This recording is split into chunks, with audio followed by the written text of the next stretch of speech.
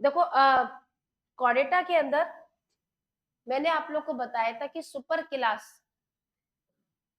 हम लोगों ने देखा था कि 2 सुपर क्लास है और वो सुपर क्लास हमारे एक फिशेस में आता है और दूसरा आता है टेट्रापोडा। हालांकि सुपर क्लास हमारे नेथोस्टोमेटा में आते हैं और नेथोस्टोमेटा का मतलब होता है पावर जॉ, शक्तिशाली जबड़ा। मतलब हम अब जितने भी एनिमल्स पढ़ेंगे ना उन सभी एनिमल्स में जॉ है, जबड़ा है।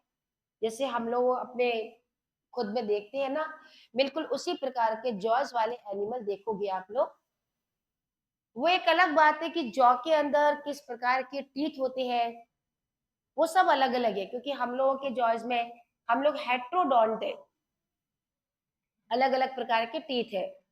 वो एक अलग हमारा है कि उसमें कैसे होंगे, कार्टिलेज के हैं या बॉन्स के हैं, वो एक अलग है, लेकिन जॉ सब में होगा। तो नेथोस्टोमेटा का सुपर क्लास पीसेज करके मैं स्टार्ट कर रही हूँ। और ये मैं आपको एक चीज बता दूं कि ये एक्चुअली में रियल फिश वाला है, जिसको हम लोग बोलते हैं रियल फिश, जिसको मछली के नाम से ऐसे हम जानते हैं कि पानी हम जब भी देखते हैं और कोई एक्वेटिक एनिमल हमको दिखाई देता है तो हम लोग क्या सोचने लगते हैं, मछली है। पर जरूरी नहीं होता कि हर एनिमल मछली हो। तो यदि आप फिश की बात करते हो, फिश, तो वो इस क्लास के उसमें आते हैं, सुपर क्लास पाइसेस। मैं आपको पहले सुपर क्लास के कैरेक्टर पढ़ाऊंगी। सुपर क्लास पीसेस,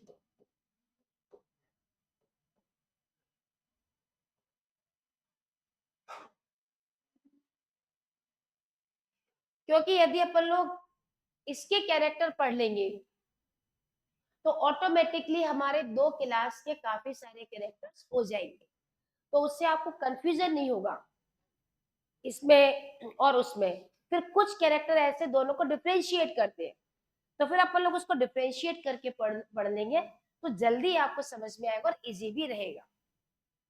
हम लोगों को यदि फिश की स्टडी करना हो तो हम लोगों ने एक ब्रांच बनाई है जिससे हम लोग बोलते हैं इक्थियोलॉजी,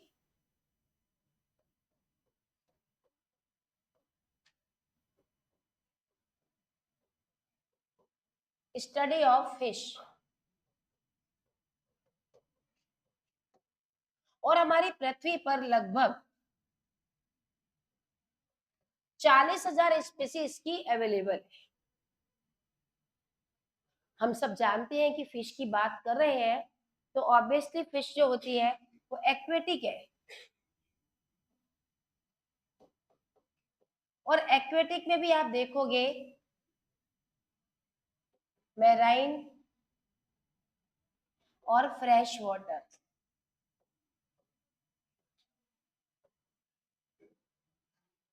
अकेली मैराइन माने ऐसी कोई फिश का ग्रुप जो केवल समुद्र में ही होता है, मैराइन ही है, वो हमारा कहलाता है कॉन्ड्रिक्ट। एक्चुअल में मैं दो क्लास के नाम बीच इसमें लूंगी, कॉन्ड्रिक्ट और ऑस्टिक्ट।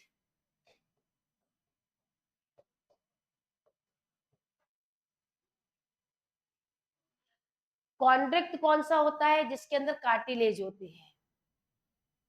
ऑस्टिक्ट कौन सा होता है, इसके अंदर बोन्स होती है। मतलब हमारे पास दो प्रकार की फिश है, एक वो फिश है जिसमें केवल कार्टिलेज है, बोन्स नहीं है। जैसे ये हमारा कान का पिन्ना है ना, air pinna, this is the formed by cartilage. आप देखते हो ना, हल्का हल्का सा हार्ड भी हमको दिखता है। और ये जो आप दबाती है हमारी बोन्स है, जो हार्ड है एकदम। तो फिश भी हमारी दो प्रकार की है, एक वो फिश जिसके अंदर बोन्स होती है, हम नॉर्मल भाषा में कहते हैं बॉनी फिश, और एक वो फिश जिसमें कार्टिलेज है बस केवल। और जिनके अंदर कार्टिलेज है ना, उन्हीं को हमने कॉन्ड्रिक फिश कहा है, और जिनके अंदर बॉन्स है उन्हें ऑस्टिक फिश कहा है। क्यों? क्योंकि बॉन्स के अंदर ओसीन वर्ड का यूज किया जाता है। ओसीन, ओस्टियोब्लास्ट, ओस्टियोसाइट, ये एक्चुअल में हमारे बोन्स के अंदर पाए जाने वाली सेल का नाम है। और जो कार्टिलेज जो होती है, उनमें हमारी दूसरी सेल्स होती है। तो मालूम है, ये जो कॉन्ड्रिक्ट है, ये ओनली मेराइन है, केवल समुद्र में मिलेगी बस, और कहीं नहीं मिलेगी। जबकि जो बॉनी फिश है, ये तो समुद्र में भी मिलेगी, ये तो फ्रेश वाटर में भी मिलेगी, ये तो तालाब में भी मिलेगी, ये तो नदी में भी मिलेगी, झील में भी मिलेगी, हर प्रकार के पानी में ये मिलेगी। और यदि मान लो किसी ने अपने स्विमिंग पूल के अंदर फिश ग्रो करना शुरू कर दिया, तो स्विमिंग पूल में भी मिलेगी। क्योंकि मैंने एक बार कहीं पढ़ा था कि कोरोना काल में जब होटल सारे बुरी स्थिति में थे, क्योंकि कोरोना में कौन कहीं घूमने जा रहा था, सब बंद पड़ा था, तो होटल वालों ने गोवा के अंदर अपने स्विमिंग पूल के अंदर फिश डाल दी। और फिश का उन्होंने इतना बड़ा बिजनेस कर लिया कि उनको कोई नुकसान नहीं हुआ, फिश को उन्होंने बेचना शुरू कर दिया। तो ये भी वो है ना दिमाग, कि बोले ये नहीं तो वो ऐसे करके। पर ये कोई भी फिश है, मिलेगी बॉनी फिश, हर प्रकार के वाटर में मिलेगी। परंतु जो कॉन्ड्रिक्ट है, वो केवल समुद्र में ही मिलेगी। और जो एक्वेटिक जो भी एनिमल्स होते हैं, उनकी जो बॉडी होती है, वो होती है स्ट्रिम्ड लाइन, स्पिंडल शेप, स्ट्रिम्ड लाइन।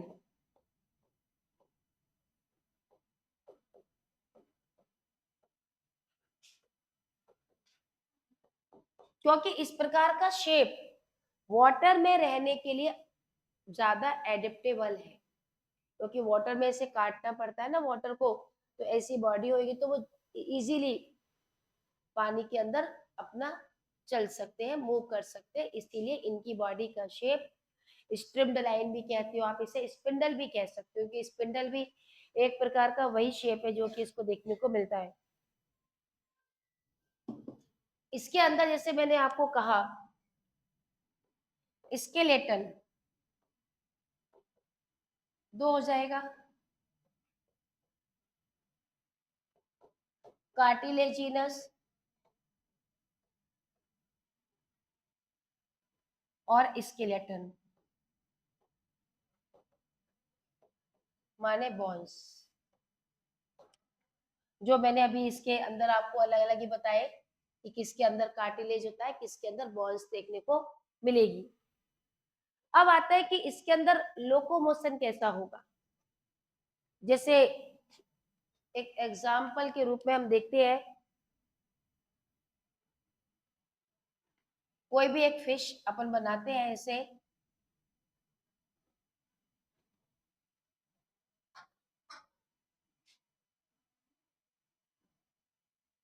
और इसके अंदर यदि आप देखोगे तो पेयर्ड एंड अनपेयर्ड फिन्स होते हैं।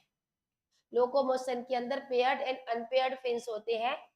तो यदि मान लो कोई फिश या कोई ऐसे फिन्स है, ऐसे हम लोग जब जो इसका बॉडी है, क्योंकि आप फिश के अंदर आप देखोगे तो ये भी इनका हेड कहलाएगा, ये इनका ट्रंक होगा। अरे तुम लोग है ना, जरा जरा जाकर के ना क्लास में उसको बोले, किसी को भी कहना मैम ने बुलाया है। और ये इनकी टेल है। तो इनका जो फेस होता है, माने इनका जो हेड है, उस हेड के पास जो फिन्स होते हैं, हम इन्हें बोलते हैं पेक्टोरल फिन। हालांकि आप लोगों को ऐसे देखा जाए तो ये नाम आपको वैसे याद नहीं करने पड़ेंगे, क्योंकि आप लोगों को ऐसे ज्यादा बताया नहीं गया है। पेक्टोरल फिन अब आप कैसे याद रख सकते हो, मैं आपको बहुत छोटी सी ट्रिक बताती हूँ। तो चैम्बर में डॉग फिश को ला देना।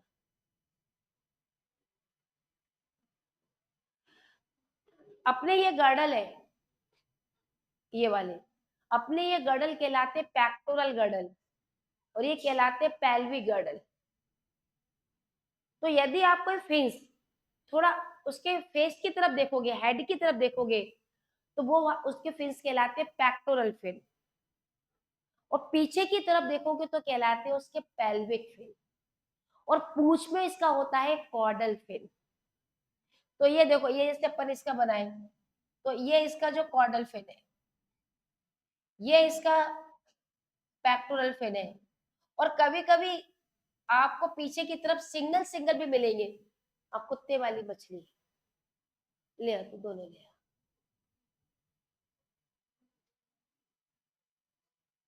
नहीं, ये नहीं। ये ये जरूरी नहीं होता कि फिन्स पेयर में मिले।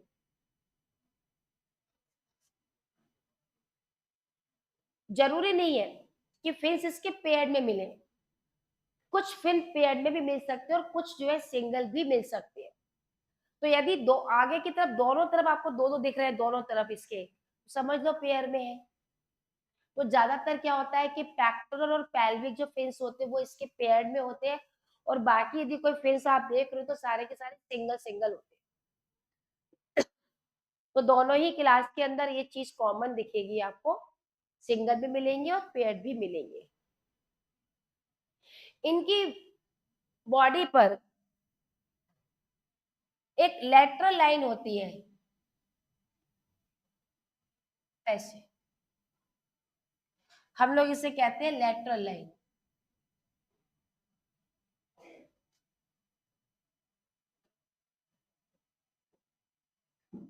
आप देख सकते हो, आप इसमें भी देख सकते हो, डॉग फिश है ये, और एक कॉन्ड्रिक्ट का एग्जाम्पल है। इसके अंदर बॉडी में कार्टिलेज होता है, बोन्स नहीं होता। आपको ऊपर एक डार्क कलर का ऐसे एक लाइन सी दिखेगी, और वो लाइन मालूम है क्या है? इसका सेंसरी ऑर्गन है। क्योंकि ये जब पानी में रहते हैं तो इनको भी अपनी सेफ्टी चाहिए, तो दूर से इनको वाइब्रेशंस मालूम पड़ जाता है पानी के इस लेटरल लाइन के द्वारा। और उसके साथ साथ इस लेटरल लाइन से ये फिश अपने बॉडी को बैलेंस करने का काम करती है। क्योंकि आप कभी देखा हो आपने कि कोई फिश को हम जरा सा पानी से जरा सा बाहर निकालें तो ऐसे ऐसे करके करती है वो। और यदि आप किसी फिश को उल्टा कर दोगे ना तो वो सीधा होने की कोशिश भी जल्दी से करती है। क्यों? क्योंकि उसकी बॉडी पर जो लेटरल लाइन है ये इसके बॉडी को बैलेंस करने का काम करती है। पानी के अंदर भी यदि उल्टी हो जाएगी तुरंत सीधी हो जाती है। तो ये लेटरल लाइन जो है इसकी, ये सेंसरी भी है और इसका ये बैलेंसिंग ऑर्गन भी है।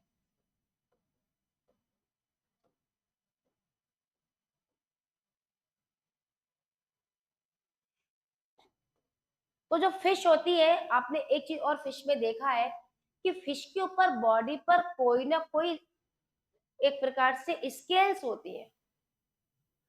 जैसे आप अपने ऑफिस में फिश एक्वेरियम रखा हुआ है और उस फिश एक्वेरियम में आप देखोगे तो आपको ऐसे करके ऐसे स्केल्स नजर आएंगी, इस तरीके से स्केल्स नजर आएंगी, ऐसे करके हम लोग इन्हें बोलते हैं स्केल्स। और मालूम है ये स्केल्स भी दो प्रकार की होती, बल्कि तीन प्रकार की होती है। एक होती है प्लेकोइड, एक होती है टीनोइड, और एक होती है साइक्लॉइड। तीन प्रकार की स्केल्स होती है। एक होती है प्लेकोइड, बहुत हल्की होती है। प्लेकोइड माने प्लेट के समान, ऐसे करके ऐसे। जो टीनोइड होती है ना वो ऐसे होती कांटेदार, और एक तो बिल्कुल ही सर्कुलर होती है। ये जो ऑस्टिक है ना उसमें प्लेकोइड होती है। आप जो डॉग फिश में देखोगे ना इसके अंदर आपको प्लेकोइड स्केल्स नजर आएगी, लेकिन बहुत ही शेडेड, मतलब बहुत ध्यान दोगे तो आपको देख पाओगे। क्योंकि ये तो बहुत छोटी फिश है, डॉग फिश बहुत छोटी फिश है, बच्ची एकदम छोटी सी है। और उसके ऊपर से फिश इसके अंदर जो स्केल्स बहुत ही ज्यादा हल्की होती है, क्योंकि बहुत पुरानी होगी तो और ज्यादा हल्की हो गई, तो आपको बहुत हल्की नजर आएगी, पर नजर आएगी। पर यही चीज आप ऑस्ट्रिक्ट में देखोगे, जैसे कि फिश एक्वेरियम में अपनी फिश डली हुई है, वो ऑस्ट्रिक्ट की फिश है, और आप जरा सा उसको ध्यान से देखना तो आपको बढ़िया से डिजाइनर स्केल्स नजर आएंगे। उनके अंदर दो प्रकार की स्केल्स होती है, टीनॉइड और साइक्लॉइड। हालांकि आप लोगों को प्लेकॉइड, टीनॉइड आपको याद करना है, क्योंकि आपकी बुक में इसकी बात की गई है कि किस क्लास में कौन सी स्केल होती है। तो क्वेश्चन आपका बन रहा है, जोरदार क्वेश्चन बन रहा है। कंफ्यूजन पैदा करेगा, क्योंकि स्केल स्केल दोनों जगह यूज किया है तो हम गलत भी कर सकते हैं। तो दोनों प्रकार की स्केल जो इसके अंदर देखने को मिलती है। तो यदि आपको इसे ये वाली जो मैंने लिखा है प्लेकॉइड, ये टीनॉइड है, ये साइक्लॉइड है, ये दोनों की दोनों होती है ऑस्ट्रिक्ट में, और ये वाली जो होती है कॉन्ड्रिक्ट में। फिक्स है, इसका कोई डाउट नहीं है इसके अंदर।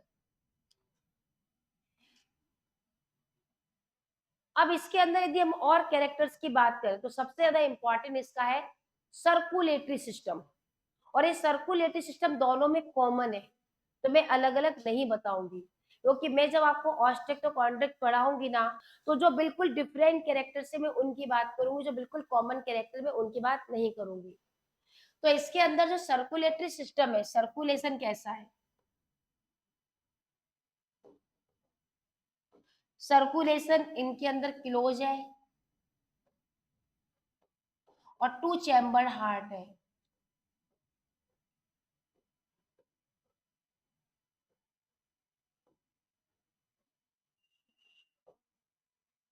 टू चैम्बर हार्ट कैसे,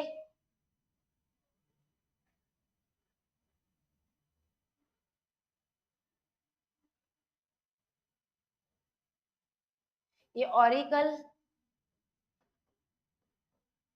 ये वेंट्रिकल, एक ऑरिकल और एक वेंट्रिकल। और मालूम है इसके अंदर एक क्या होता है,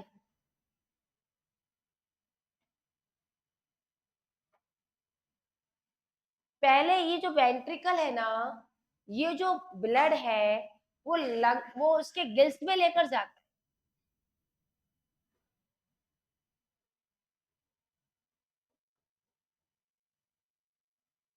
और गिल्स में ब्लड को क्या किया जाता है, प्यूरिफाई, जैसे हमारे लंग्स में से उसमें गिल्स, और यहां से ये जो ब्लड है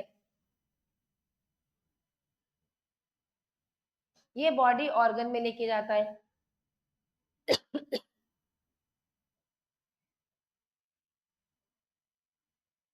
तो यहां से ब्लड को क्या कर दिया हमने, ऑक्सीजन गैस ले ली, CO2 छोड़ दिया, और उसके बाद फिर ये ब्लड इसमें वापस हार्ट में जाएगा।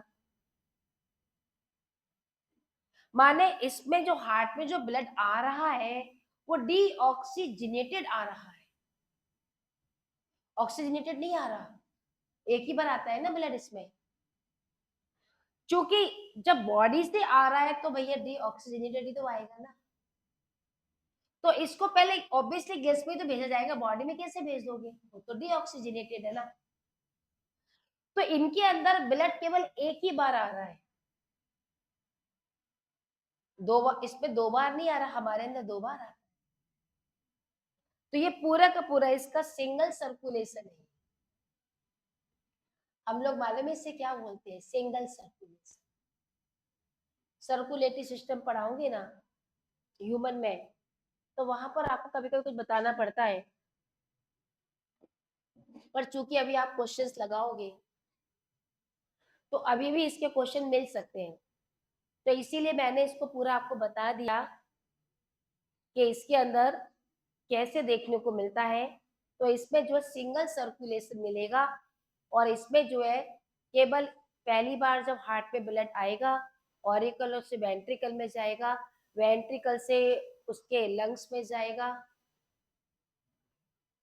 लंग्स में जाएगा, कृष्णा नहीं दिख रहा था ये, गिल्स में जाएगा, मतलब उसमें लंग्स तो होते नहीं है ना, तो गिल्स होते हैं, तो गिल्स में जाएगा, गिल्स से फिर बॉडी में जाएगा, और बॉडी से वापस हार्ट में जाएगा।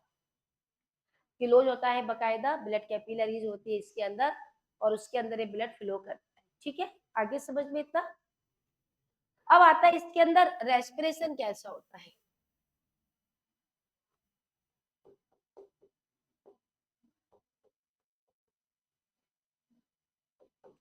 इसके अंदर रेस्पिरेशन भी दो प्रकार का होता है, मतलब दो प्रकार से मेरा मतलब है कि दो प्रकार के गिल्स होते हैं,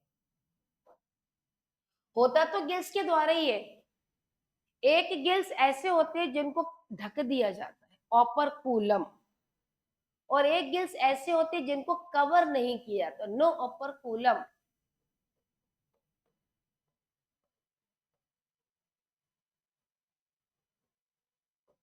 नो ऑपरकुलम का एग्जाम्पल है कॉन्ड्रिक्ट,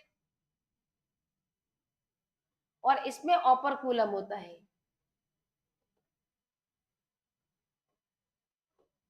ऑस्ट्रिक कैसे? जैसे मैंने ये यहां पर ऐसे करके, यहां पर इसमें गिल्स होते हैं।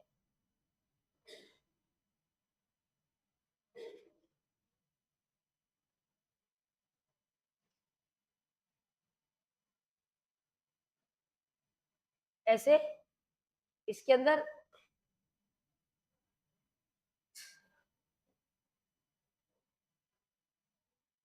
ऐसे, इसमें कोई कवर नहीं होता, इसमें कोई कवर नहीं होता। नो ऑपरकुलम, ढकते नहीं है इसको। आज यदि कोई दूसरी फिश अपन बनाए, अपन दूसरी कोई फिश बनाए, तो दूसरी फिश के अंदर आप देखेंगे यहां पर मान लो गिल्स है, मान लो ऐसे गिल्स है, तो इन्हें मालूम है किसी से ढक दिया जाएगा ऐसे।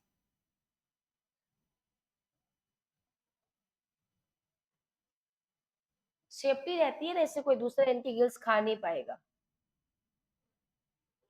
इसे बोलते हैं। तो इसके भी एग्जाम्पल है, पहले कवर नहीं है तो कॉन्ड्रिक्ट होगा, और कवर है तो ऑस्ट्रिक होगा। ठीक है, तो ये इनके अंदर, बाकी तो गिल्स है तो रेस्पिरेशन जैसा होता है वैसे ही होगा। हमारे अंदर लंग्स, इनके अंदर गिल्स पानी के द्वारा होता है, फेरिंग्स में होते हैं। पानी जब ऊपर से गुजरता है, उस पानी की जो ऑक्सीजन होती है वो इसके अंदर ब्लड कैपिलरीज होती है इनके अंदर, वो ले लेती है, CO2 अपना छोड़ देती है। ठीक है, इसी प्रकार से इनके अंदर 10 पेयर क्रेनियल नर्व होती है। ये बहुत मजेदार लगता है मुझे। पहली बात तो क्रेनियल नर्व होती क्या है? ये हमारा क्रेनियम है, खोपड़ी, ब्रेन, और यहां से हमारे अंदर 12 पेयर निकलती है। हम लोगों के अंदर 12 पेयर क्रेनियल नर्व निकलती है, 12 पेयर। मतलब यदि किसी के ब्रेन से कोई नर्व निकलती है तो उसे क्रेनियल कहते हैं, क्रेनियल। तो हमारे अंदर 12 पेयर निकलती है, तो इसके अंदर 10 पेयर निकलती है, इतनी सी तो थी। इसका मतलब ये तो निकल के आ गया, इसकी खोपड़ी तो होती है, इसके अंदर ब्रेन तो होता है। मछली भी बुद्धि रखती है, और बकायदा इसकी पूरी बॉडी में जब नर्व जाती है उनकी संख्या 10 पेयर है। तो 10 पेयर इसमें क्रेनियल नर्व है।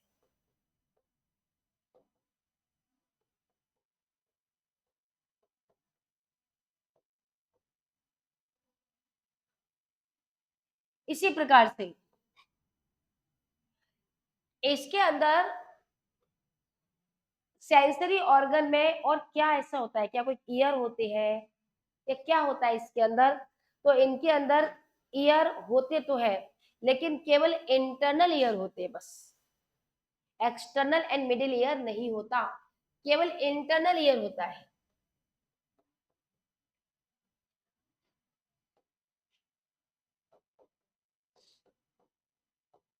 केवल इंटरनल ईयर इसमें देखने को मिलता है, बस केवल एक्सटर्नल। अभी अपन आगे के क्लास में जाएंगे ना एक दूसरे पीसेस के बाद, तब आप देखना उसमें सबसे पहले टिम्पेनिंग आएगा, टिम्पेनम बाहर की तरफ आएगा।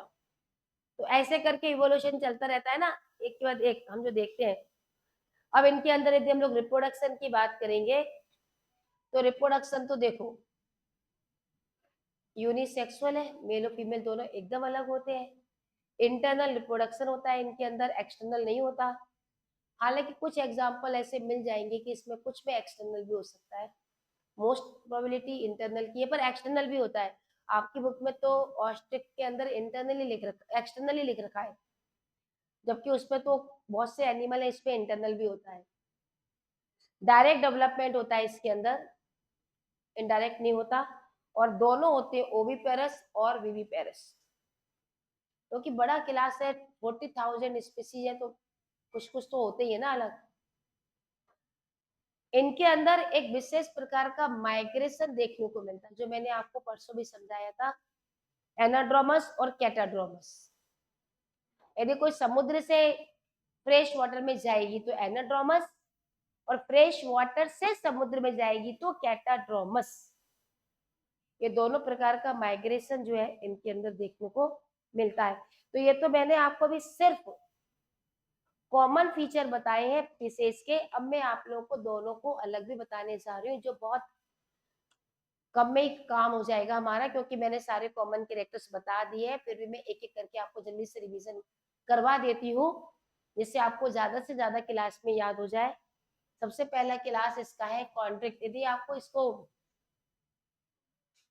कोई यदि आपको उसका लेना हो शॉर्ट तो ले लीजिएगा, क्योंकि इसके अंदर आपको ये पीसेस करके मिलेगा नहीं। आपकी बुक में पीसेस करके नहीं दिया, आपकी बुक में तो केवल उन्होंने स्ट्रिक्ट और कॉन्ट्रैक्ट को अलग दिया है।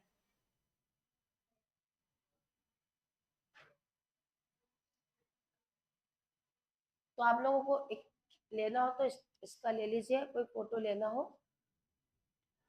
एक कुछ चीजें आपको एक्स्ट्रा भी मिलेगी इसके अंदर, जो आपकी बुक में नहीं दी हुई है।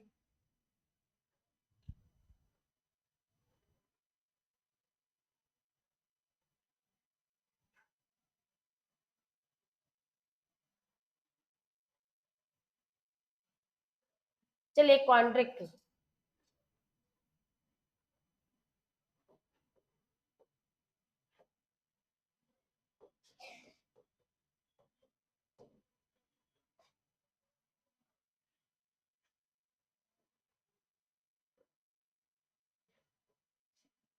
देखो पहली बात तो ये ऐसी फिश है इसके अंदर जिसमें कार्टिलेज होगा।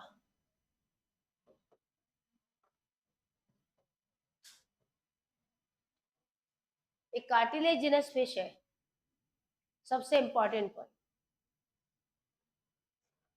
और इस कार्टिलेजिनस फिश के अंदर, क्योंकि वही ये मैराइन होती है, जो मैंने अभी बताया था, स्ट्रीमलाइन बॉडी होती, ये मैंने आपको बताया था। इसकी बॉडी पर प्लेकॉइड स्केल होती, ये भी मैंने आप लोगों को बता दिया था इसके अंदर। और इसके अंदर क्योंकि आप लोगों ने कॉर्डेटा में इसको रखा है, तो नोटोकॉर्ड की बात यदि हम करें तो नोटोकॉर्ड इसमें पूरे टाइम, इसके पूरे लाइफ में देखने को मिलेगी पूरी बॉडी में। तभी तो आपने इसे कॉर्डेटा में रखा, वरना क्यों रखते हैं आप इसे कॉर्डेटा। तो नोटोकॉर्ड जो है पूरे लाइफ में इसको मिलेगा। ये बहुत इंपॉर्टेंट पॉइंट है, आप लोग जरूर याद रखिएगा कि नोटोकॉर्ड परसिस्टेंट होल लाइफ, माने पूरी जिंदगी भर इसमें नोटोकॉर्ड मिलती है, पूरे शरीर के अंदर मिलती है। This is very very important point. इसके अंदर मैंने आपको कहा था कि गिल कवर नहीं होता, ओपर्कुलम इसमें नहीं पाया जाता, ये मैंने आपको बताया था। अब आता है कि इसके अंदर जो माउथ है इसका, वो कहाँ मिलेगा। तो देखो ये जो मैंने फिश का डायग्राम बनाया था, ये डॉग फिश है, इसको स्कॉलियोडॉन कहते हैं। इसके अंदर जो माउथ है वो वेंट्रल साइड होता है, थोड़ा नीचे की तरफ होता है। और इसके अंदर माउथ में बहुत मजेदार बात है ये, जैसे मान लो इसका इस तरीके से जो माउथ है इसका ऐसे, और इसके अंदर जो टीथ होते हैं वो कार्टिलेजिनस होते हैं और ऐसे बैंड होते हैं। उससे मालूम है क्या है, कि जैसे मान लो इसने किसी को पकड़ा अपने मुंह से और उसने छुड़ाने की कोशिश की, तो जितना वो छुड़ाने की कोशिश करेगा उतने उसमें दांत घुसते जाएंगे, क्योंकि उल्टे है ना दांत। जैसे वो निकलने की कोशिश करेगा और टीथ इसके ऐसे मुड़े हुए हैं, उतने घुसते जाएंगे इसके अंदर, मतलब डेंजरस टीथ हो गई। कार्टिलेजिनस है, इसका मतलब है मत समझना कोई नरम है, बढ़िया मजबूत दांत होते हैं इसके, बहुत खतरनाक। मतलब इसके अंदर तो इतनी डेंजरस फिश आती है कि किसी जीव को दो भागों में डिवाइड कर दे। एक फिश आती है इसमें आरा फिश, आरी, आरी जानते हो, लकड़ी को काटती है। आरी होती है ना, सौ सौ फिश कहते हैं, लकड़ी को काटने वाली। आप देखो दांत दांत दांत, यदि आपने कभी ध्यान दिया हो, उसके दांत थोड़े से इन्वर्टेड होते हैं। कोई जीव को इन्हें पकड़ लिया, दो भागों में डिवाइड कर देती है। बहुत मतलब ये डेंजरस फिश होती है, अटैकिंग फिश है, इसमें सारी फिश बहुत खतरनाक। तो इसके अंदर जितने भी टीथ है सब कार्टिलेजिनस है और थोड़े से इन्वर्टेड जो है इसके अंदर अपन को देखने को मिलते हैं। मतलब इनका जो आप ये कह सकते हो कि इनका जो जबड़ा है, जॉ, बहुत पावरफुल है, आसानी से किसी को छोड़ने वालों में से है नहीं, बहुत पावरफुल जॉ इसके अंदर मिलेगा। क्योंकि नॉर्मली मतलब सब एनिमल के प्रीडेशियस है। देखो ये जो वाला फाइलम है ना, ये फिश को लेकर के डेंजरस फाइलम है। जैसे अपन लोग एक दूसरा क्लास पढ़ेंगे, सॉरी फाइलम नहीं, सॉरी क्लास, दूसरा क्लास पढ़ेंगे कॉन्ड्रिक्ट वाला, उसके अंदर मालूम है आपको शायद पता भी होगा कि बहुत सारे फिश हर्बेसियस होती है, एल्गी वगैरह खाती है, एल्गी खाती है, क्योंकि हमारे पानी के अंदर एंजियोस्पर्म भी लगते हैं, फ्लावर भी लगता है, सीड भी लगता है, याद है ना जॉस्टेरा, एंजियोस्पर्मिक प्लांट होता है, फ्लावर लगते हैं उसमें, पॉलिनेशन होता है, सीड बनते हैं। तो ये सब एक्वेटिक एनिमल जो हमारे हर्बीवोर्स होते हैं, वो इन सारे मतलब समुद्र के अंदर बहुत सारे प्लांट्स लगते हैं। तो बहुत सारी फिश हर्बिसियस भी होती है, आप इनको कह सकते हो वेजिटेरियन होती है, पर ये सारी की सारी प्रीडेटर है, मांस भक्षी फिश होती है, प्रीडेटर्स होती है। अब इसके अंदर एक पॉइंट है जो और किसी फिश के अंदर आपको नहीं मिलेगा, इनके अंदर एयर ब्लैडर नहीं होते और उस चक्कर में इनको लगातार तैरना पड़ता है।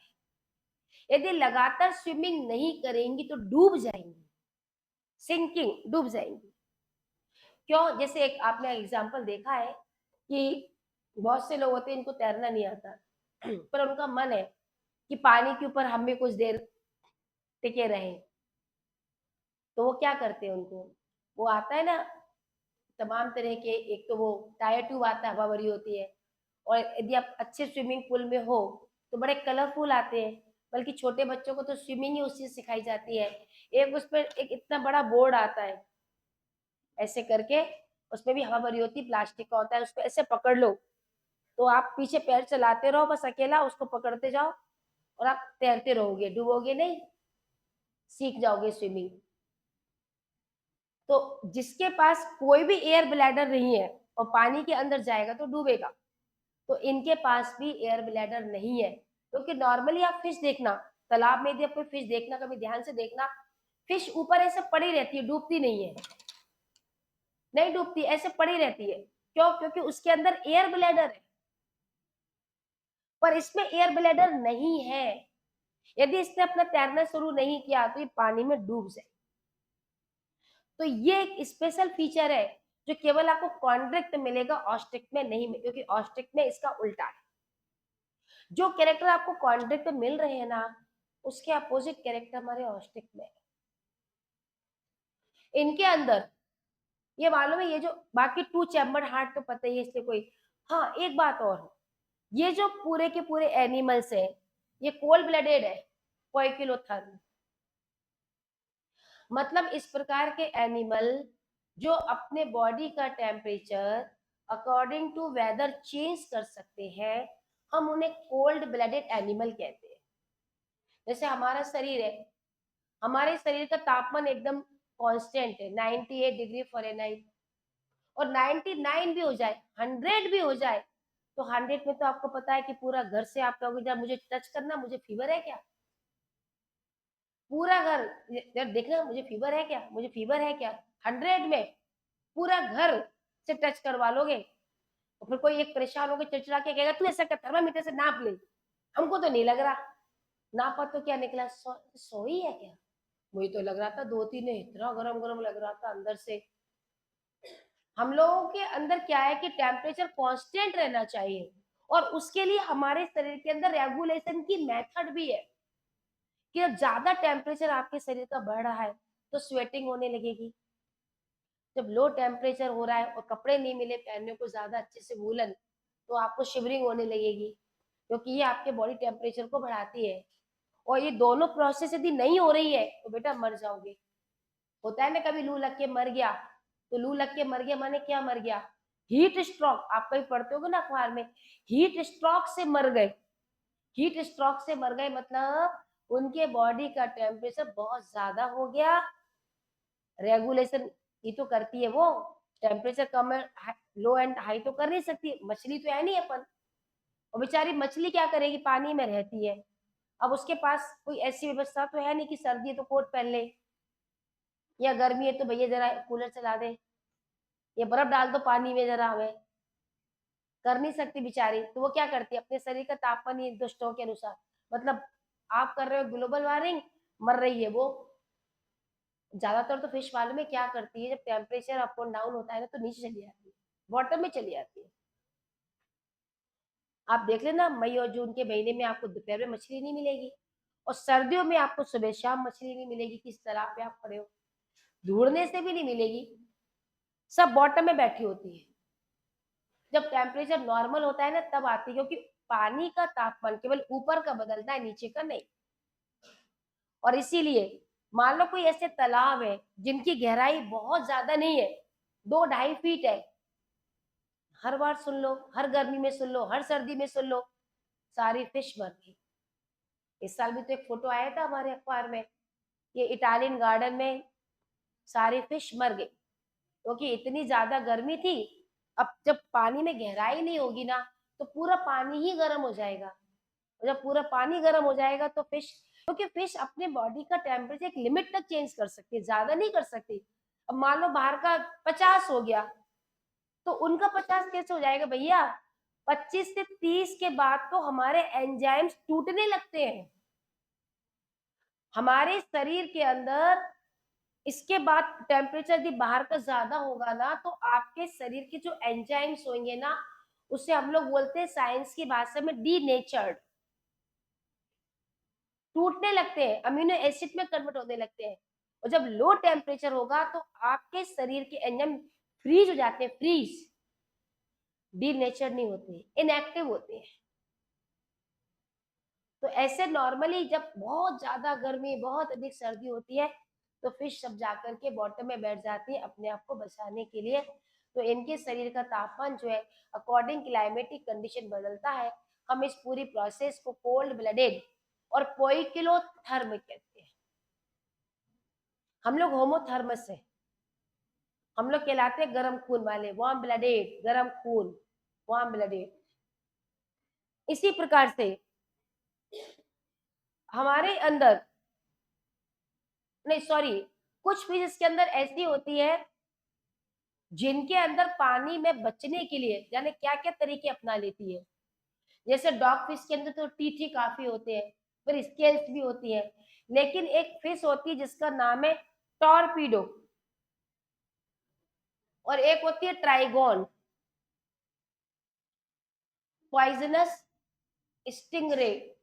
जैसे ये वाली फिश ऐसी होती है, ऐसे।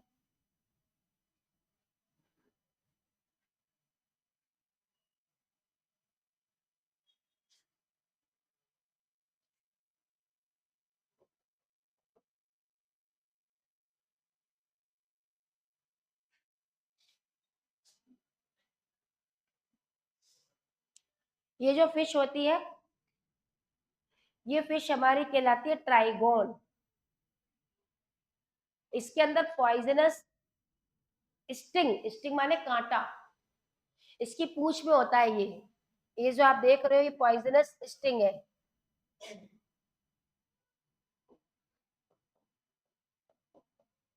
पॉइजनस स्टिंग,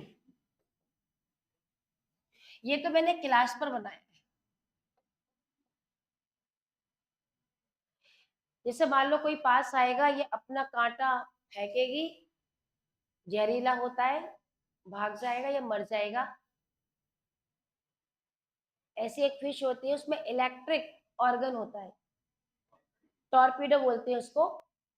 जैसे उसको लगता है कि कोई उसके पास आ रहा है जो उसको नुकसान पहुंचाएगा, पानी में करंट छोड़ देती है पूरे ऐसे एरिया में, वो बेचारा झटका खा के भाग जाता है। करंट में तो अच्छे अच्छे भाग जाता है। एक फिश मालूम है कैसी होती है, आपकी बुक में नहीं दिया, बता रही हूँ इसी नॉलेज के लिए। नीले रंग की स्याही छोड़ती है, इंक एकदम से छोड़ती है पानी में, पूरा पानी नीला नीला हो जाएगा। जब पानी नीला नीला हो जाएगा तो सामने वाले को दिखाई नहीं देगा और ये उसमें से नीचे से भाग जाता है। बाकी फिश नहीं मरती। कौन सी फिश नहीं मरती? ब्लू वाटर में? ब्लू वाटर जहरीला वाटर थोड़ी है। वो तो कलर है बस, केवल जैसे पानी में हम एकदम कोई डार्क कलर घोल देंगे तो पानी में कुछ दिखाई नहीं देता ना दूसरे को। फिश एकदम आ रही थी, उसको ऐसे लगा कोई नुकसान पहुंचाएगी, उसने कलर छोड़ दिया, उसके चारों तरफ का पानी डार्क कलर का हो गया, तो उस फिश को कुछ पल के लिए दिखाई नहीं देगा, सेकंड में दिखाई नहीं देगा, क्योंकि वाटर कोई कलरफुल परमानेंट तो रहेगा नहीं, वो तो डिजॉल्व होकर पानी में चला जाएगा। लेकिन उतने में उसको भागने का मौका मिल गया। तो ये सारी के सारी फिश जो है मल्टीपल तरीके से अपनी सेफ्टी करती है। अब आता है रिप्रोडक्शन। मेल और फीमेल अलग अलग होते हैं। क्या है यार, तुम लोग क्यों कर रहे हो इतनी बात? तुम कितनी भी धीरे करोगे मेरे कान ठीक है। मतलब अभी तक तो प्रॉब्लम नहीं है कान में, आया था समझने की कोई बात कर रहा है। हाँ, ये क्लास पर है, मेल के अंदर होता है, मेल रिप्रोडक्टिव ऑर्गन है ये, गैमेट्स छोड़ने के लिए, इंटरनल फर्टिलाइजेशन के लिए होता है क्लास पर। ये क्लास पर है, जो कि male reproductive organ pelvic fin के पास में होता है ये। मेल के अकेले मेल के अंदर गैमेट्स कौन छोड़ेगा, मेल ही तो छोड़ेगा ना, उसी में होता है। और इससे आप समझ गए होंगे इंटरनल फर्टिलाइजेशन होगा, माने जस्ट लाइक अ पेनिस हो गया, एक प्रकार से देखा जाए तो जस्ट लाइक अ पेनिस हो गया। तो इंटरनल फर्टिलाइजेशन होता है इसके अंदर, और ज्यादातर ये विविपेरस है, बच्चे देती है। पानी में ज्यादा सेफ रहेगा विविपेरस। एग देंगी तो कम थोड़ा सेफ रहेगा, या फिर ये ऐसे देंगी जहां पर कहीं मतलब कोई ऐसा एरिया हो, तो नॉर्मली विविपेरस है। स्कॉलियोडॉन डॉग फिश, आप लोग बाद में देखना, आपको पूरा यहाँ पे साइड से बढ़िया गिल्स नजर आ रहे हैं, गिल्स स्लिट्स, कोई कवर नहीं है ना इसके ऊपर, बड़े आप काउंट कर सकते हो जो होते हैं नॉर्मली। और इसका जो डॉग है कब, इसका जो फिश का माउथ है वो डॉग जैसा है, इसलिए इसको डॉग फिश कहते हैं, स्कॉलियोडियन कहते हैं। इसके ऊपर आप क्लियर आप देख रहे हैं लेटरल लाइन दिख रही है, और जो इसके फिन्स है ऊपर, जो फिन्स है वो पेयर में नहीं है, लेकिन इधर और इधर ये दोनों तरफ जो फिन्स है वो पेयर में है। ऊपर एक फिन्स इसका पेयर में नहीं है, पीछे कॉर्डल पे है वो उसमें पेयर में नहीं मिलेगा आपको। और इसके ऊपर जो स्केल्स यदि आपको देखना हो तो आपको स्केल दिखेगी, आपको थोड़ा देखना पड़ेगा ध्यान से, पर आपको दिखेगी, क्योंकि इसके अंदर प्लेकॉइड स्केल होती है जो बहुत ज्यादा क्लियर विजिबल नहीं होती है इसके अंदर। बाकी इसकी टू आईज होती है। बाकी तो फिश में जो होता है, क्योंकि इसका माउथ एकदम बंद है, अदरवाइज इसके टीथ आप देख सकते थे, तो आप नहीं देख पाओगे। ये इसकी पूंछ, ये पूरी जो कितनी लंबी इसकी पूंछे जा रही है, उसके पीछे भी कॉर्डल फिन है। जो इसकी टेल होती है उसके ऊपर जो फिन होता है उसको कॉर्डल फिन कहते हैं, पूरा कॉर्डल फिन है। तो ये डॉग फिश स्कॉलियोडॉन है, ठीक है। हम लोगों ने इसका डिसेक्शन किया है, हम लोगों को इतनी बड़ी बड़ी मिलती थी, इतनी बड़ी फिश, पर हमको साल में एक फिश दी जाती थी, एक बच्चे के नाम एक फिश अलॉट कर दी जाती थी बकायदा तरीके से। और वो हम लोग 6 महीने तक उस एक ही फिश का डिसेक्शन करते थे, बहुत बदबू आते थे। एक ऐसी बाल्टी होती थी, एक जिस दिन प्रैक्टिकल क्लास लगेगा अपनी अपनी फिश ढूंढो, और अपनी फिश कैसे ढूंढो, डॉट पेन से लिखेंगे तो पानी में पड़ी है तो पेन से मत, तो खुरच करके नाम लिखते थे उनके ऊपर, ऐसे खुरच करके, और फिर उसके ऊपर नाम लिखते थे। और फिर जब सारे बच्चे एक साथ अपनी अपनी फीस ढूंढते थे, बहुत गंदी बदबू आती थी, इतनी गंदी कि उस दिन ये प्रैक्टिकल होता था तो नानी याद आती थी, लगता था घर चले जाए क्या। तो सर हमारे बड़े खतरनाक थे, राठी सर, बहुत ही ज्यादा, हम लोग ना क्या क्या बोलते थे उनको पीछे से, अब तो मर गए बेचारे, तो इसलिए बोलना ठीक नहीं है उनको। हमने क्या क्या नाम रख रखा था उनका। और यदि किसी लड़की ने कर दिया तो चांटा पड़ता था गाल पे, चटा, बहुत बुरा मारते थे। वो तो शक्ल से इतने डेंजरस दिखते थे कि चांटे की जरूरत ही नहीं पड़ती थी, वैसी मतलब हालत खराब हो जाती थी। और इतनी गंदी बदबू आती थी क्या, उस समय तो मास्क भी नहीं चलते थे, तो उस दिन हम लोग अपना स्प्रे लाते थे कपड़ों पे स्प्रे करते थे, जिससे कि थोड़ी सी बदबू कम हो जाए। मछली पे तो कर नहीं सकते थे, सर सूंघेंगे तो मोर मारेंगे, अपने कपड़ों पे कर लेते थे। और उस पे फिर पूरे ऑर्गन निकालते थे। हर दिन एक ऑर्गन, मतलब जब भी प्रैक्टिकल होता था वीक में एक बार होता था, तो एक ऑर्गन निकलवाने के लिए बोलते थे कि आज ये निकालना है, आज रेस्पिरेशन निकालना है, एक सर्कुलेशन निकालना है। तो आप सोच सकते होगे कि 2-3 महीने बाद इस मछली की क्या तो हालत होती। लेकिन ठीक है, हम इसमें खुश होते हैं कि आज जो आपको पढ़ाते हैं वो हमने सब देखा है, तो बहुत कॉन्फिडेंस आता है और बहुत अच्छा लगता है मुझे कि मैं उस टाइम की पढ़ी हूँ जहाँ पे मुझे सब, मतलब सोच सकते हो आप, 11th क्लास में सिलाइवरी ग्लैंड हमें कॉकरोच की दिखा दी थी, जो आपको मेडिकल करने तक में नहीं दिखाएगी। हमने 11th क्लास में देख ली थी।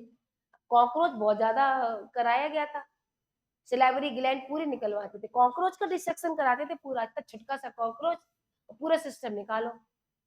तो जितने भी आप पढ़ रहे हो ना एनिमल किंगडम, पूरा एनिमल किंगडम होता था ना बीएसटी में, तो हर फाइलम में एक एनिमल हमको कराया जाता, तो इसीलिए कुछ हमको अलॉट कर दिया था। पाइला हमने खूब देखा, खूब किया है डिसेक्शन पाइला का, मोलस्का का, हर बच्चे को एक मिलता था।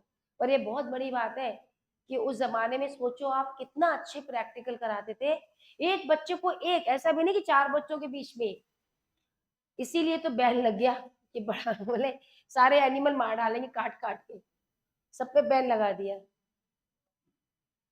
तो इसके अंदर स्कॉलियोडॉन, डॉगफिश, प्रिस्टिस, आरा मछली, carcharodon, great white shark, dangerous fish होती है, नाम सुना होगा आपने शार्क, मतलब आप कहीं आपको देख ले तो छोड़े नहीं, टुकड़े टुकड़े कर दे, इतनी खतरनाक मछली होती है शार्क। वो इसके अंदर आती है। Trigon, stingray, torpedo, electric organ, ये सारे फिश के एग्जाम्पल है जो बड़ी डेंजरस फिश है, सारी की सारी इसमें अटैकिंग फिश मानी जाती है।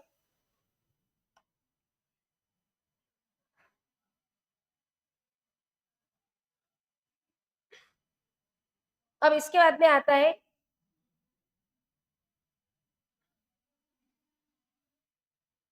ऑस्ट्रिच।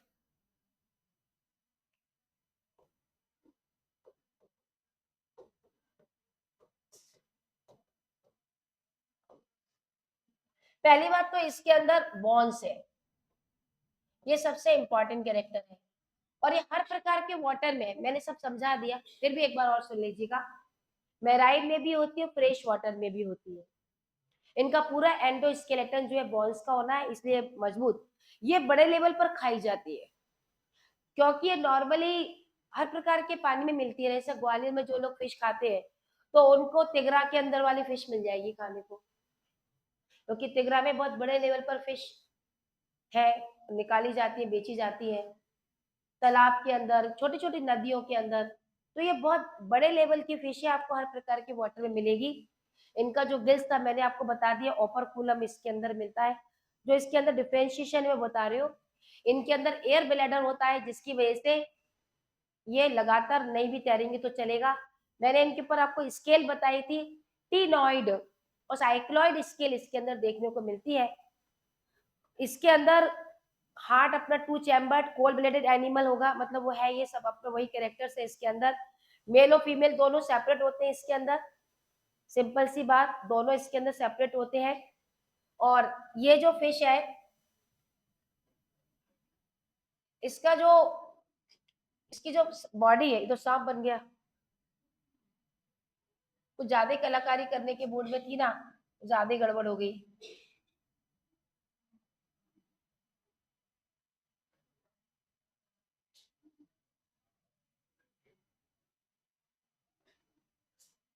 ये देखिएगा इनके अंदर फेंस होते हैं, ये आप इसमें देख सकते हो। इसका जो हेड है ना, वो अलग से दिखता है लाइनिंग में, क्योंकि यहाँ से इसके स्केल शुरू हो जाते हैं, ये पूरा ऐसे स्केल शुरू हो जाते हैं, पूरा का पूरा ऐसे करके। ये लेटरल लाइन इसके अंदर मिलेगी। इसका जो माउथ है वो वेंट्रल नहीं होता, टर्मिनल होता है। टर्मिनल, टर्मिनल माने एकदम आगे, वेंट्रल थोड़ा नीचे होता है। इसका जो माउथ है वो टर्मिनल होता है, बकायदा बढ़िया टीथ होते हैं इसके अंदर, क्योंकि बॉन्स इसके अंदर है तो इसमें बकायदा टीथ होते हैं। ठीक है, बाकी इसके अंदर जो है ओवी पेरस होते हैं ये, अपन ने उसके अंदर वीवी पेरस लिखा था, ये ओविपेरस होते हैं, डेवलपमेंट इसमें डायरेक्ट होता है। और इसके अंदर फर्टिलाइजर यदि हम देखें तो नॉर्मली इसके अंदर आपकी बुक में लिखा है यूजुअली, मतलब 100% नहीं है, क्योंकि एक मैं भी आपको एग्जांपल दिखाती हूँ अभी। और उसके अंदर इंटरनल फर्टिलाइजर होता है, जैसे हमारे सिलेबस के अंदर एक फिश का डायग्राम बना हुआ है और उसे बोलते हैं सी हॉर्स, इस तरीके से।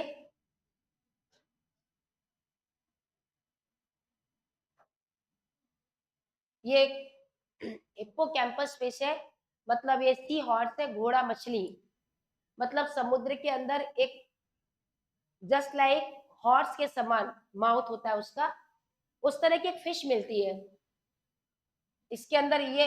और ये मालूम है कई चीजों में विचित्र है, मेल इसके अंदर बच्चे देता है, फीमेल नहीं देती। मेल के अंदर एक ब्रूड पाउच होता है, ब्रूड पाउच मैं अभी आपको दिखाती हूँ, यहाँ पे छेद होता है। जब इसके अंदर बच्चे देने का समय आता है तो फीमेल मेल के पास आती है और यहां से अपने अंडे देती है, और फिर ये जाकर के बाहर अपने छोटे छोटे एग देगा। और अभी मैं एक वीडियो दिखाती हूँ तो देखना आप कितने सारे एग, पूरा ऐसे लगता है क्लाउड्स बन गया है। बकायदा इसके अंदर पूरा का पूरा इसके अंदर फेंस होते हैं, ऐसे करके पूरे वो सब कुछ इसे मिलेगा, पूरा स्केलेटन मिलेगी पूरा का पूरा इसके अंदर ऐसे करके। ये पूरा इसका शेप ही जो होता है ना वो हॉर्स के समान है, इसीलिए इसको हिप्पोकैम्पस के नाम से जानते हैं। तो ये इनके अंदर फर्टिलाइजेशन है। इनके अंदर जो फिश आती है, एक फ्लाइंग फिश है एक्सोकीटस, यहां से उड़ेगी और वहां जाके गिरेगी, इतना दूर, इतनी दूरी पर ये फ्लाइंग करती है फिश, ऐसे करके ऐसे कूदती है, उसे कहते हैं flying fish. Fresh water fish होती है रोहू और कतला कतला, लेबियो करके, लेबियो और कतला कतला करके फिश है, फ्रेश वाटर फिश है। हम लोग फिश एक्वेरियम में जो फिश रखते हैं, ऐसे तो बहुत प्रकार की होती है, पर एक फिश हम रखते हैं बेटा, लड़ाकू फिश होती है, फ्लाइंग फिश, फाइटिंग फिश बोलते हैं। यदि उसके साथ साथ में अपने हमने दूसरी फिश रख दी तो रातों रात आपकी फिश की संख्या कम होती जाएगी। सही बता रही हूँ। जैसे आप बड़े उससे अपने उससे लेकर आए, ये वाली कितने की, 100 रुपए की, चलो ठीक है 5 दे दो। ये वाली कितने की, ये तो बस केवल 20 ही रुपए की, ठीक है तो ये भी 5 दे दो। बोले 10 फिश लेकर आए आज, वो बड़ी एक्वेरियम में आपने डाली, तो अगले दिन जो आप 50-100 रुपए वाली लाए थे ना वो 9 ही रह जाएंगी, क्योंकि जो बाकी 10 थी ना छोटी वाली वो खा जाती है। मैंने खुद आमने उनको सामने खाते हुए देखा है, वो बड़े तरीके से खाती है वो, मतलब बड़े, मतलब देखा सामने, ऐसा मत समझना कि छुड़ाया नहीं। बोले आपके वीडियो बना रही थी जैसे और पे, नहीं नहीं कोशिश करी छुड़ाने की, पर क्या पूरे टाइम में ही खड़े रहेंगे क्या, वो तो खाना है तो खाना है, खाना है तो खाना है। सबसे पहले मालूम है ये क्या करती है, ये खाती है इनकी विंग्स, कुतर कुतर के, क्योंकि विंग्स पीछे के खा रही है, इस बेचारी को क्या पता पीछे खा रही है वो, क्योंकि पंख कुतरने से वो मछली वहां वहां दौड़ नहीं पाएगी, एक ही जगह बैठी रहेगी बेचारी, विंग उसके फिंसी नहीं का कुतर दिए उसके। फिर वो खाती उसकी आंख, क्योंकि जब आंख खा लेगी तो देख नहीं पाएगी तो बचेगी कैसे। तो एक बार दशहरे की बात है, मेरे हॉस्टल में एक लड़की रहती थी, और उन लोगों के ऐसा होगा कि सबसे पहले सुबह उठ के मछलियां देखनी चाहिए, फिश देखना चाहिए, तो वो ऐसे आंख बंद करते हुए मेरे से पूछती आंटी आंटी में क्या, बोले वो आपका एक्वेरियम काम है, तुझे क्या जरूरत पड़ेगी सुबह सुबह, वो मेरे को सुबह मछली में, तुझे क्यों देखना है मछली, बोले नहीं हमारे यहाँ सुबह दशहरे के दिन मछली देखी शुभ होता है। मैंने कहा इसका सिलेक्शन पक्का है, क्योंकि फिश देख रही है दशहरे के दिन। मैंने आजा, मैं उसको दिखाया, उसने आंख ओ चिल्ला, आंटी अब क्या हुआ, बोले ये तो इसकी आंख खा रही है। मैंने कहा ले लकड़ी छुड़ा ले पुण्य का काम भी कर ले। तो वो उसकी आइस खा रही थी। अब ऑब्वियसली वो तो खानी है, किसको क्या बात। 2 दिन, एक दिन बाद मैंने देखा तो आंख पूरे गड्ढा था, खा चुकी थी, धीरे धीरे पूरी खा गई। ये इतनी बेकार होती है फिश बेटा, ब्लैक कलर की होती, छोटी छोटी। अच्छी फिश जो कलरफुल होती है उसे बोलते हैं एंजल, टेरोफिलम, एंजल होती है, टेरोफिलम बोलते हैं वो नहीं, कभी किसी को हार्म नहीं पहुंचाती। हालांकि ये फिश भी होती है, इनको भी सर्दी गर्मी का बहुत ज्यादा ध्यान देना पड़ता है, तो ये भी मर जाती है। देखो, एक बताती हूँ मैं आप लोगों को, बड़ा ही इंटरेस्टिंग लगता है वो मुझे देखना और दिखाना।